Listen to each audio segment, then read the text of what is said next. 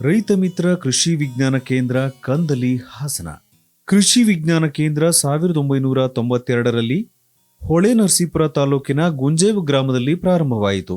3 ವರ್ಷಗಳ ನಂತರ ಹಾಸನ ತಾಲೂಕಿನ ಕಂದಲಿಗೆ ವರ್ಗಾವಣೆಯಾಯಿತು. ಕೃಷಿ ವಿಜ್ಞಾನ ಕೇಂದ್ರದ ಧ್ಯೇಯೋದ್ದೇಶ ತಂತ್ರಜ್ಞಾನ ಮೌಲ್ಯಮಾಪನೆ ಹಾಗೂ ಅಳವಡಿಕೆಗಾಗಿ ಪ್ರಾತ್ಯಕ್ಷಿಕೆ ಮತ್ತು ಸಾಮರ್ಥ್ಯ ಅಭಿವೃದ್ಧಿ.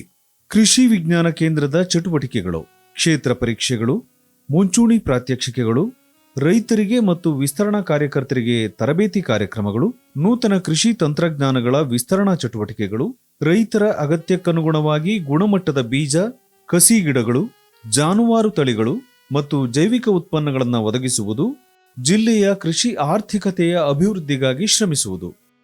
ಕೃಷಿ ವಿಜ್ಞಾನ ಕೇಂದ್ರಕ್ಕೆ ಬಂದಂತಹ ರೈತರಿಗೆ ನೋಡಿ ತಿಳಿ ಮಾಡಿಕಲಿ ಎಂಬ ಧ್ಯೇಯವಾಕ್ಯದೊಂದಿಗೆ ಮನವರಿಕೆ ಮಾಡಿಕೊಳ್ಳಲು ಇಲ್ಲಿಯವರೆಗೆ ಸುಮಾರು 750 ಮುಂಚೂಣಿ ಪ್ರಾತ್ಯಕ್ಷಿಕೆಗಳು, 225 ತಂತ್ರಜ್ಞಾನಗಳ ಪರಿಶೀಲನೆ ಮತ್ತು ಸುಮಾರು 1255 ತರಬೇತಿಗಳನ್ನು ನೀಡುತ್ತಿದ್ದು, ತಂತ್ರಜ್ಞಾನ ಪಡೆದ ರೈತರು ತಮ್ಮ ಜಮೀನಿನಲ್ಲಿ ಅಧಿಕ ಇಳುವರಿ ಮತ್ತು ಉತ್ತಮ ಆದಾಯ ಗಳಿಸುತ್ತಿದ್ದಾರೆ.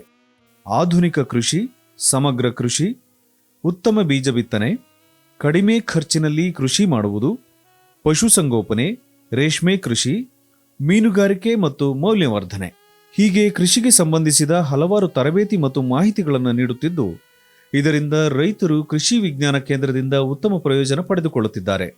ಸುಸಜ್ಜಿತವಾದ ತರಬೇತಿ ಕೊಠಡಿ, ರೈತರ ವಸತಿ ನಿಲಯಗಳು, ಸಾಗಾಣಿಕೆಗೆ ಸೂಕ್ತ ವಾಹನ ಸೌಕರ್ಯ ಹೀಗೆ ರೈತರಿಗೆ ಸದಾ ಸೇವೆ ಸಲ್ಲಿಸುತ್ತಿದೆ.